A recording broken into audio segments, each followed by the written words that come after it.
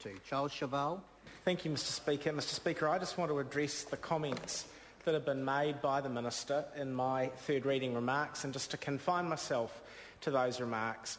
And I want to put on record for the House that we made it clear on this side of the House to the Minister that if an application for leave had been forthcoming to refer the particular amendment to the Wills Act, which has been the subject of most of the debate this evening, to a select committee such as the Justice and Electoral Select Committee for a proper discussion on its merits, then no one on this side of the House would have raised an objection. That's not a procedure that the government has chosen to avail itself of in the House tonight, notwithstanding the fact that it might have. So let's not have too much rhetoric about the unfortunate effect of declining leave to allow the amendment to the Wills Act to proceed tonight. There was a remedy open to the Associate Minister. He simply didn't take it.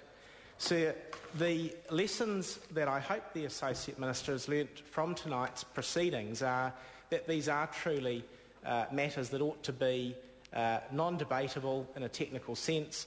They ought to be non-controversial. If they are, then they shouldn't be included in this sort of legislation. And really that's the be-all and end-all of the rules relating to statutes amendments. They are an essential part of parliamentary procedure. They do play an important part. The opposition is always going to attempt to be reasonable to find ways forward when a particular amendment doesn't fit into that category, as we tried to do in respect of the amendment that's been debated tonight. The offer that we made unfortunately wasn't taken up, so the Minister is right. It will have to be the subject of a further substantive amendment in future.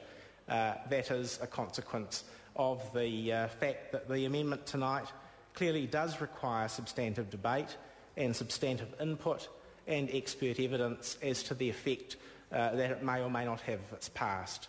So, sir, with those comments, for the record, I simply commend the surviving parts of the Statutes Amendment Bill to the House.